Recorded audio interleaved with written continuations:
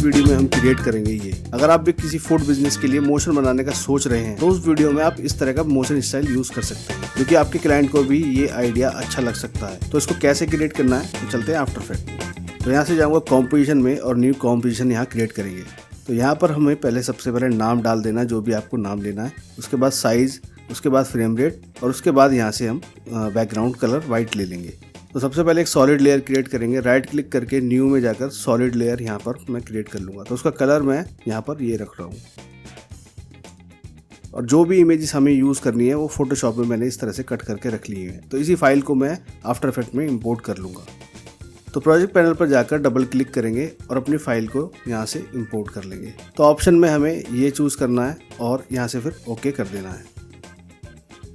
तो project panel के अंदर हमारी सारी लेयर्स यहाँ पर आ चुकी हैं और इन्हीं को मैं सबको सेलेक्ट करके टाइमलाइन पर ड्रैग करके ले आऊँगा।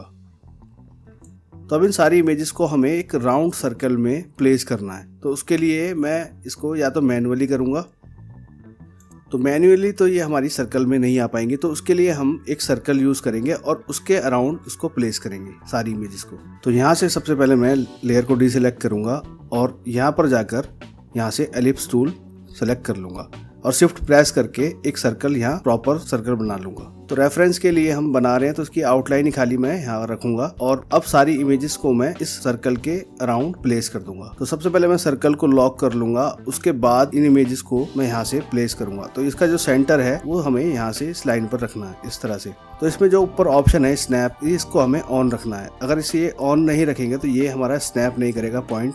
अगर मैं इसको ऑन कर दूंगा तो ये लाइन, हमारा जो सेंटर पॉइंट है वो लाइन को स्नैप कर लेगा। तो इससे इजीली हम अपनी इमेजेस को सेंटरली यहाँ पर प्लेस कर सकते हैं। तो जल्दी से मैं सारी इमेजेस को अपनी इस लाइन पर प्लेस कर लेता हूँ। तो अभी सारी इमेजेस हमारी प्लेस हो चुकी हैं। अब इनको सेलेक्ट करके एस प्रेस करेंगे। तो मैं हल्का सा इसको 80% स्केल कर रहा हूँ। तो इस तरह से फिर वापस से इनको फिर से मैं इनका गैप सही कर लूँगा और रेफरेंस वाली लाइन को यहाँ सबसे पहले मैं हाइड कर दे रहा हूँ। अब इनको एनिमेट करने के लिए, राउंड में घुमाने के लिए हमें यहाँ पर एक नल क्रिएट करना पड़ेगा। तो राइट क्लिक करके मैं नल क्रिएट कर लूँगा और इन सारी इमेजेस को इस नल पे पेरेंट कर दूंगा। सेलेक्ट करके नल के साथ पेरेंट कर देंगे। अब इसी नल से मैं अपनी सारी इमेजेस को कंट्रोल कर सकता हूँ। इसकी रोटेशन को मैं यहाँ चेंज कर सकता हूँ और इसकी पोजीशन को भी मैं यहाँ चेंज कर सकता हूँ। अब इसी नल को यूज करके हम सारा एनिमेशन क्रिएट करेंगे। तो इन सारी इमेजेस को मैं बॉटम में प्लेस करूंगा और नीचे ही रोटेट कर करके एक एक करके मैं इनको हाईलाइट करूंगा। तो यहाँ से नल की जो पोजीशन है उसको मैं नीचे की तरफ ड्रैग करूंगा और यहाँ पर रोटेशन पर आर प्रेस करेंगे। रोटेशन यहाँ 0 कर दूंगा और यहाँ पर मैं दोनों में की फ्रेम दूंगा, पोजीशन पर, रोटेशन पर भी। तो पहले पोजीशन को हम सेट कर लेते हैं नीचे लाकर और रोटेट करके इस तरह से हम यहाँ दिखाएंगे और इसको सेंटर में कर लेंगे प्रॉपरली। तो इसकी पोजीशन पर यहाँ की फ्रेम देंगे और आर प्रेस करके रोटेशन पर भी की फ्रेम दे देंगे। तो यू प्रेस करके जिस पे की फ्रेम दिए हैं वो यहाँ पर अपीयर होंगे और फिर यहाँ से जूम करके इसको 1.5 सेकंड के आसपास यहाँ पर फिर से की फ्रेम दूंगा। तो यहाँ से मैं फिर से रोटेशन और पोजीशन पर की फ्रेम दे दूंगा और फिर फर्स्ट फ्रेम पर जाकर यहाँ से मैं इसको रोटेशन दे दूंगा। तो यह इस तरह से रोटेट होगा। उसके बाद मैं यहाँ पर इसके बीच में 2.5 सेकंड का गैप दूंगा। उसके बाद फिर से एक रोटेशन दूंगा। तो अब यहाँ पर मैं की फ्रेम ऐड कर दूंगा और इस गैप के अंदर मैं और एनिमेशन डालूंगा, वो मैं आगे बताऊंगा। तो उसके बाद फिर 1.5 सेकंड का गैप देकर यहाँ से फिर से की फ्रेम दे दूंगा और इसको रोटेट कर दूंगा। तो यहाँ पर हर रोटेशन पर मैं एक नई डिश को दिखाऊंगा और इसकी पोजीशन को भी साथ साथ यहाँ चेंज करते रहेंगे। अब जो एनिमेशन होगा पहले ये होगा, उसके बाद दूसरी डिश ये इस तरह से एनिमेट होगी। अब मैं फिर से एक रोटेशन और दूंगा। यहाँ पर जो फाइनल रोटेशन है, मैं 3 रोटेशन ही यहाँ पर बना रहा हूँ। आप कितने भी रोटेशन यहाँ बना सकते हैं। तो सिंपली फिर से वही पोजीशन और रोटेशन पर की फ्रेम दिया है और इसको फिर चेंज करके नई डिश यहाँ पर टॉप में लेकर आ चुका हूँ। तो फाइनल इस तरह से कुछ एनिमेशन यहाँ होगा। अब इसको स्मूथ करने के लिए सेलेक्ट करके यहाँ से ईजी ईज कर दूंगा और यहाँ ग्राफ एडिटर पर जाकर इसके ग्राफ को मैं इस तरफ चेंज कर दूंगा और इसका राइट में चेंज कर दूंगा। तो ये फास्ट से स्लो जाएगा और स्लो से फास्ट जाएगा। तो इस तरह से हमारा ग्राफ शो हो रहा है। तो ऐसे ही इसको मैं स्लो से फास्ट कर दूंगा लास्ट वाले फ्रेम को। तो कुछ इस तरह से अब ये चल रहा है। अभी फर्स्ट वाली रोटेशन जो है वो थोड़ी कम हो रही है, तो मैं इसको फिर से थोड़ा और रोटेट कर दूंगा। फर्स्ट फ्रेम पर जाकर इसको और रोटेट कर देंगे तो ये अब यहाँ ठीक लग रही है। तो रोटेशन वाला एनिमेशन तो हमारा यहाँ कंप्लीट हो चुका है, ये अब यहाँ ठीक ठाक बन चुका है। अब जो एक एक करके जो हमारी डिश स्केल होती है वो वाला एनिमेशन यहाँ क्रिएट करेंगे। तो इसमें फर्स्ट वाले एनिमेशन के लास्ट फ्रेम पर जब ये एनिमेशन रोटेट होकर रुक जाता है, उसके बाद हम इस इमेज को सिलेक्ट करेंगे और यहाँ एस प्रेस करेंगे स्केल पर, और यहाँ आधे सेकंड पर फिर से मैं की फ्रेम दे दूंगा और इसको यहाँ पर 100% कर दूंगा, और फिर आर प्रेस करके रोटेशन पर भी यहाँ की फ्रेम दे देंगे। तो सेम वहीं वापस जाकर फर्स्ट फ्रेम पर और लास्ट वाले फ्रेम पर मैं इसको हल्का सा रोटेट कर दूंगा ताकि ये हल्का सा स्केल होकर रोटेट होकर आए इस तरह से। अब इन सारे की फ्रेम्स को पकड़कर यहाँ से इजी इज कर देंगे और ग्राफ एडिटर में जाकर इसको मैं इस तरफ मूव करूंगा। तो पहले इसको थोड़ा सा स्केल कर लेता हूँ और ये पॉइंट सेलेक्ट करके अपोजिट कर दूंगा, तो इस तरह का ग्राफ बन जाएगा और ये हमारा एनिमेशन कुछ इस तरह का क्रिएट होगा। अब जब हमारा सेकंड एनिमेशन स्टार्ट होगा उससे पहले मुझे इसको वापस स्केल करके अपनी ओरिजिन पोजीशन पर लाना होगा। तो इसको मैं सेलेक्ट करूंगा की फ्रेम को, और जब हमारा एनिमेशन स्टार्ट हो रहा है उससे जस्ट पहले की फ्रेम पेस्ट कर दूंगा और इसको रिवर्स कर दूंगा और अपने इन की फ्रेम्स को उसके साथ अलाइन कर दूंगा जहां से एनिमेशन हमारा स्टार्ट हो रहा है दूसरा। तो ये हमारी एनिमेशन यहाँ पर ठीक ठाक बन चुकी है। अब यही सेम एनिमेशन बाकी इमेजेस पर भी मुझे करनी है। तो इसके लिए हम सारे की फ्रेम्स इसके कॉपी करेंगे और जैसे ही हमारी सेकंड वाली एनिमेशन का लास्ट हो रहा है तो उसी टाइम पर यहाँ पर इस इमेज को सिलेक्ट करके और यहाँ कंट्रोल V कर देना है। तो हमारे सारे एनिमेशंस यहाँ पर कॉपी हो जाएंगे फ्रेम्स, और सेम टाइम हमारा यहाँ पर कॉपी हो जाएगा। और ऐसे ही थर्ड वाले एनिमेशन के लास्ट फ्रेम पर जाकर इसको सेलेक्ट करके कंट्रोल V कर देंगे तो सारे की फ्रेम्स हमारे यहाँ अगेन पेस्ट हो जाएंगे। तो आगे वाले फ्रेम्स को मैं उड़ा दूंगा। अब इस एनिमेशन का एक बार प्रीव्यू हम देख लेते हैं।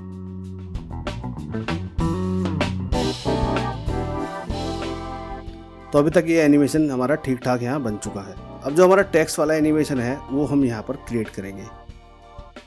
तो उसके लिए मैं सबसे पहले फर्स्ट फ्रेम पर जाकर नल पर यू प्रेस करूंगा तो हमारे सारे की फ्रेम्स यहाँ दिख जाएंगे। उसके बाद जब ये रोटेशन हमारी हो रही है उसी टाइम पर हमें उसके बाद यहाँ पर अपना टेक्स्ट अपीयर कराना है। तो टॉप पर पैनल पर टाइप टूल सेलेक्ट करके यहाँ पर मैं बिरयानी टाइप कर लूंगा।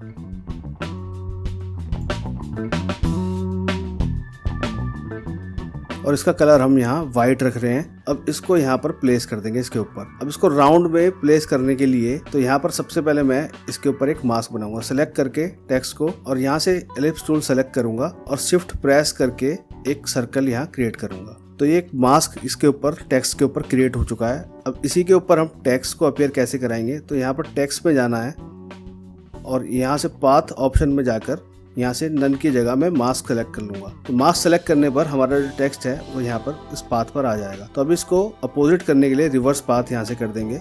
तो रिवर्स करते ही हमारा टेक्स्ट जो है वो पाथ के ऊपर आ जाएगा। अब इस टेक्स्ट को हमें सेंटर करने के लिए जैसे ही मैं यहाँ कर्सर लेकर जाऊंगा तो इस तरह का एक आइकन क्रिएट हो रहा है। इसका मतलब मैं अपने टेक्स्ट को यहाँ से मूव कर सकता हूँ। तो मैं इसको सेंटरली एडजस्ट कर लूंगा जहाँ मुझे ठीक लगेगा। अभी जो टेक्स्ट है हमारा वो काफी ऊपर जा रहा है तो इसको थोड़ा स्केल करेंगे। तो यहाँ से टेक्स्ट सेलेक्ट करके एस प्रेस करेंगे और इसको स्केल कर लेंगे। अभी जो हमारा टेक्स्ट स्केल हो रहा है वो एक साइड में हो रहा है क्योंकि एंकर पॉइंट हमारा इस तरफ है। वाई प्रेस करके तो एंकर पॉइंट को हम यहाँ से चेंज भी कर सकते हैं और सिंपली टेक्स्ट को सेलेक्ट करना है और एरो की प्रेस करके हम इसको एडजस्ट कर लेंगे। और कैरेक्टर पैनल पर जाकर इसके टेक्स्ट का जो साइज है वो यहाँ से आप कम ज़्यादा कर सकते। तो ये टेक्स्ट मुझे यहाँ ठीक लग रहा है। स्क्वायर ब्रैकेट प्रेस करके आप अपनी लेयर को स्टार्टिंग पॉइंट दे सकते हो। तो इस तरफ से मैं यहाँ से स्टार्टिंग पॉइंट दूंगा तो ये स्टार्ट होगा यहाँ से और इसका एंड पॉइंट यहाँ पर हो जाएगा। जब ये स्केल डाउन होगा तभी मैं इसको ऑल्ट स्क्वायर ब्रैकेट प्रेस करके अपनी लेयर को यहीं एंड कर सकते हो। अब इसको मैं एनिमेशन दूंगा टेक्स्ट को। तो इसके फर्स्ट फ्रेम पर यहाँ पर जाकर यहाँ से विंडो में जाऊंगा और एनिमेशन कंपोजर जो पहले भी मैं यूज कर चुका हूँ काफी वीडियोस में, तो इसी को मैं प्रीसेट को यूज करूंगा। तो स्टार्टर पैक में जाकर यहाँ से टेक्स्ट इफेक्ट हमारे पास काफी सारे मिल जाते हैं। तो मैं ये टेक्स्ट यहाँ सेलेक्ट करूंगा और इन पर क्लिक करूंगा तो हमारा एनिमेशन यहाँ क्रिएट हो जाएगा टेक्स्ट का। तो जैसे ये स्टार्ट हुआ है उसके बाद जैसे हमारी लेयर का एंड हुआ है तो यहाँ से टेक्स्ट गायब हो जाएगा। अब इसी लेयर की डुप्लीकेट कर करके मैं आगे वाले सीन में यूज करूंगा। तो इस लेयर को सिलेक्ट करके कंट्रोल डी प्रेस करेंगे तो यहाँ डुप्लीकेट क्रिएट हो जाएगी। अब जैसे ये सेकंड वाला जब ये स्केल हो रहा है तो यहाँ पर मैं इसको लेकर आ जाऊंगा। तो ये अभी सेंटर में नहीं है तो इस लेयर को सिलेक्ट करके एरो की से मैं इसको सेंटर में कर लूंगा। अब यहाँ पर इसका टेक्स्ट हम चेंज कर देंगे। तो यहाँ पर ये है गलौटी कबाब, तो मैं यहाँ लिखूंगा गलौटी कबाब और इसको फिर से मैं यहाँ से सेंटर में कर लूंगा थोड़ा स्केल करके। तरह से।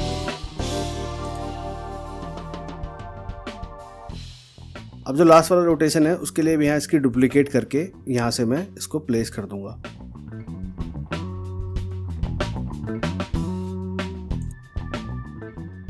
और अब जो हमारा एनिमेशन है वो कुछ इस तरह से दिखाई देगा।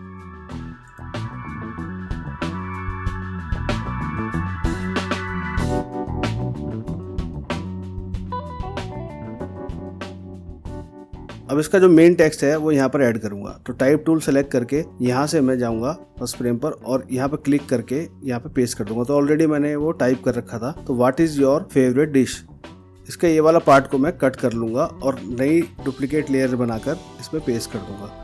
तो इसका जो टेक्स्ट है मैं यहाँ पर ये यूज कर रहा हूँ, बालो जो भी नाम है इसका। उसके बाद फेवरेट डिश को मैं अलग लाइन पर एंटर कर लूंगा और इसको मैं सेंटर अलाइन करूंगा। तो पैराग्राफ में जाकर यहाँ से इसको सेंटर कर लूंगा। और इसका जो बीच का स्पेस है यहाँ से मैं कैरेक्टर में जाकर इसकी लाइन स्पेसिंग को कम कर दूंगा इस तरह से। और ये फेवरेट डिश जो टेक्स्ट है इसको मैं थोड़ा बड़ा रखूंगा। तो यहाँ पर मैं इसका साइज बड़ा कर लूंगा और इसका जो स्पेसिंग फिर से हमें ठीक करनी पड़ेगी। अब इन दोनों टेक्स्ट को मैं पेज के सेंटर में अलाइन कर लूंगा। तो अलाइन में जाकर सेंटर अलाइन यहाँ से कर दूंगा। तो इस वाले फ्रेम पर हमारा जो टेक्स्ट है टॉप वाला और बिरयानी वाला वो ठीक ठाक यहाँ दिख रहा है। अब इन टेक्स्ट को भी हम यहाँ पर एनिमेट कर लेंगे। मैं फिर से वापस जाऊंगा विंडो में और यहाँ से एनिमेशन कंपोजर चूज करूंगा और फिर से इसके स्टार्टर पैक में जाकर टेक्स्ट इफेक्ट्स में जाकर कोई भी टेक्स्ट को यहाँ चूज कर सकते हैं। तो अभी जो टेक्स्ट का एनिमेशन है हमारा कुछ इस तरह से दिखाई देगा, जो कि ये ठीक ठाक है। अब जो फेवरेट डिश वाला हमारा टेक्स्ट है उसमें हम एक इफेक्ट क्रिएट करेंगे। तो मैं फेवरेट डिश वाले की कॉपी करूंगा, कंट्रोल डी प्रेस करूंगा। तो यहाँ से इसकी डुप्लीकेट लेकर नीचे लेकर आ जाऊंगा और इसका कलर जो है कैरेक्टर्स में जाकर यहाँ से इसका कलर मैं रेड टाइप कुछ ले लूंगा। उसके बाद लेयर को सिलेक्ट करके उस पर मैं टर्बुलेंस डिस्प्लेसमेंट जो हमारा इफेक्ट है वो यहाँ डालेंगे। तो इफेक्ट पैनल में जाकर इसका जो हमारा अमाउंट है उसको यहाँ से कम ज़्यादा आप कर सकते हो, जैसा भी आपको ठीक लगे। एवोल्यूशन को यहाँ पर मैं थोड़ा बढ़ा दूंगा और इसके एवोल्यूशन पर की फ्रेम पर मैं ऑल्ट प्रेस करूंगा और यहाँ से टाइम स्टार एक वैल्यू कुछ भी मैं डाल दूंगा जिससे कि ये मूव होता रहेगा। अगर ये आपको ठीक नहीं लग रहा तो उसको फिर से आप यहाँ से अमाउंट को चेंज करके इसका इफेक्ट को चेंज कर सकते हो। तो ये हल्का हल्का मूव तो हो रहा है, तो ये मुझे यहाँ ठीक लग रहा है। तो अब इसी लेयर की मैं सेम एक और डुप्लीकेट क्रिएट करूंगा कंट्रोल डी प्रेस करके और उसका कलर मैं यहाँ पर कुछ अलग करूंगा। जैसे कि इसका कलर मैं यहाँ से येलो कुछ लूंगा और इसको हल्का सा मैं नीचे की तरफ मूव कर दूंगा। जैसे कि लेयर को सिलेक्ट करके एरो से आप इसकी पोजीशन को हल्का सा चेंज करेंगे तो कुछ इस तरह का टेक्स्ट का इफेक्ट यहाँ क्रिएट होगा।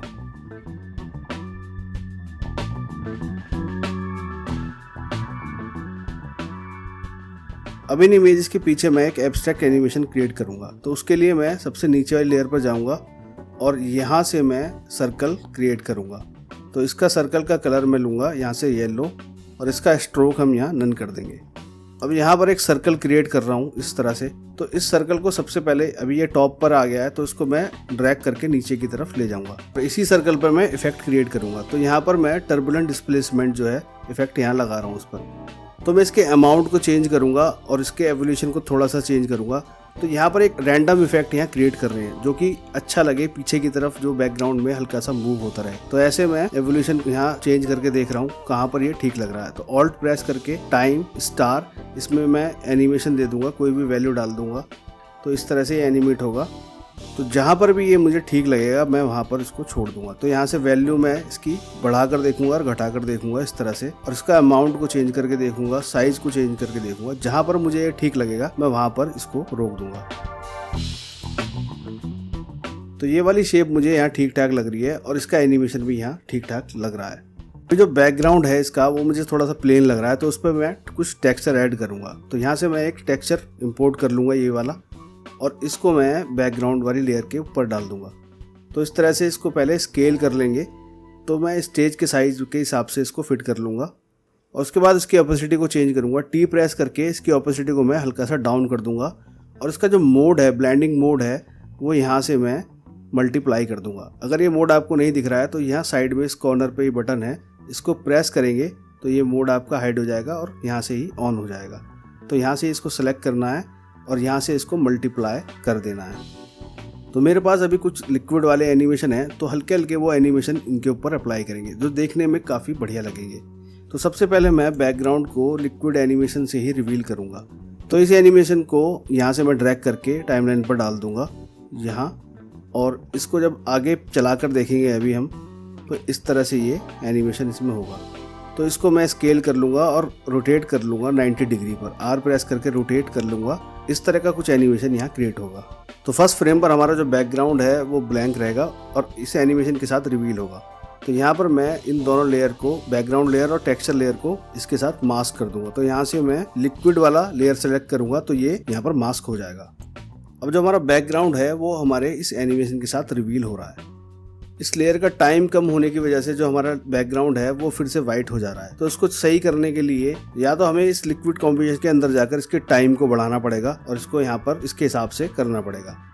और सेकंड ऑप्शन ये है कि वापस जाकर हम जो हमारी लेयर्स हैं जो गायब हो रही हैं, जो मास्क हैं, एक्चुअली मास्क की वजह से वो गायब हो रही हैं, तो इन्हीं की डुप्लीकेट लेकर मैं जब ये एनिमेशन हमारा खत्म हो रहा है तो वहीं पर स्टार्ट इसका एनिमेशन कर देंगे और इसको यहाँ से नो मैट कर देंगे ताकि इस पर मास्क रहे ना। तो अभी कलर वाली लेयर है वो रह चुकी है, तो मैं उस लेयर को सिलेक्ट करूंगा और यहाँ से इसको कंट्रोल डी करूंगा। कंट्रोल डी करने के बाद इसको यहाँ पर प्लेस कर लेंगे और इसको यहाँ से नो मैट कर देंगे। तो अब हमारा जो एनिमेशन है कलर वाला जब यहाँ से रिवील होगा उसके बाद ये कंटिन्यू चलेगा इस तरह से। तो इसको हम यहाँ पर सिंपली जब ये यहाँ पर ट्रांजिशन हो रही है तो यहाँ पर जूम करके इसको अच्छे से मैच कर लेंगे। की फ्रेम्स को पकड़ कर जहाँ ये बिल्कुल लास्ट हो रहा है वहाँ पर खिसका देंगे। तो ये हमारा एनिमेशन यहाँ पर ठीक ठाक बन चुका है। अब यहाँ पर एक और लिक्विड का एनिमेशन है जो कि सर्कुलर टाइप में घूम रहा है, तो मैं उसको यहाँ पर यूज करूंगा। वो यहाँ पर मैं यूज करूंगा जब ये हमारी इमेज स्केल हो रही है उस टाइम पर मैं इनको प्लेस करूंगा। जब यहाँ पर ये स्केल होगी तो इसी टाइम पर मैं इसको आगे की तरफ लेकर आ जाऊंगा और ये जो हमारा एनिमेशन है कुछ इस तरह से चलेगा। तो ये काफ़ी बड़ा सर्कल है, तो इसको यहाँ पर सबसे पहले मैं स्केल करूंगा। एस प्रेस करके इसको सेलेक्ट करके एस प्रेस करेंगे और यहाँ से इसको स्केल कर लूँगा और इसको इसके ऊपर यहाँ पर फिट कर लूँगा। तो इस एनिमेशन की लेंथ जो है वो काफ़ी बड़ी है, तो इसको हम यहाँ पर शॉर्ट करेंगे। तो इस लेयर को मैं सेलेक्ट करूँगा और राइट क्लिक करूँगा, टाइम पर जाकर यहाँ से टाइम स्ट्रेच सेलेक्ट करूँगा और इसका जब मैं यहाँ से वैल्यू कम करूँगा तो आप नीचे देखेंगे टाइम भी यहाँ पर कम हो रहा है। तो ये मुझे यहाँ ठीक लग रहा है, इतना टाइम यहाँ ठीक है। अब इसको प्ले करके देख लेते हैं एक बार। तो ये टाइम बिल्कुल यहाँ पर मैच कर रहा है और ठीक लग रहा है। अब इसी एनिमेशन को मैं कॉपी कर लूँगा, यहाँ से कंट्रोल डी करके डुप्लीकेट कर लूँगा और आगे जो हमारी रोटेशन है वहाँ पर लेकर जाऊँगा। तो ऐसे ही लास्ट वाली दोनों रोटेशन पर मैं इसको फिट कर दूँगा।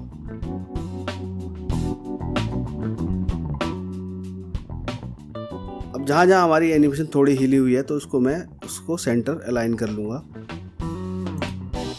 अब जैसे ही मैं फर्स्ट फ्रेम पर आऊँगा तो मेरा स्क्रीन जो है थोड़ा ब्लैंक लगेगा, तो इसको भी मैं यहाँ पर एनिमेट करूँगा। तो सबसे पहले मैं नल को सेलेक्ट करूंगा और जो हमारी ये सारी इमेजेस हैं इसकी पोजीशन पर मैं पी प्रेस करूंगा और नीचे की तरफ लेकर जाऊंगा। तो स्टार्टिंग में ये नीचे से ऊपर की तरफ अपीयर होगी। उसके बाद तो सर्कल को भी मैं पोजीशन पर की फ्रेम दे दूंगा। तो फर्स्ट फ्रेम पर नीचे लेके जाऊंगा और उसके बाद इसको ऊपर अपीयर कराऊंगा। जब ये हमारी इमेजेस आ जाएंगी उसके साथ ही अपीयर होगा और इसको यहाँ से इजी इज राइट क्लिक करके इजी इज दे दूंगा। तो अब इसको यहाँ पर प्ले करके देखेंगे। तो प्ले होने पर हमारा टेक्स्ट जो है वो पहले अपीयर हो रहा है, तो टेक्स्ट को भी मुझे थोड़ा बाद में अपीयर कराना है। तो इस वाली टेक्स्ट लेयर को मैं सेलेक्ट करूंगा और इसको हल्का सा आगे की तरफ ड्रैग कर दूंगा। तो इसमें जो फर्स्ट वाला हमारा व्हाट इज योर को मैं सबसे पहले लेकर आऊंगा। फेवरेट डिश जो है वो टेक्स्ट को मैं थोड़ा बाद में अपीयर कराऊंगा। अब जो फाइनली इसके ऊपर साउंड, आप कोई भी साउंड लगा सकते हैं। उसके बाद जो एनिमेशन हमारी क्रिएट होगी वो कुछ इस तरह से होगी।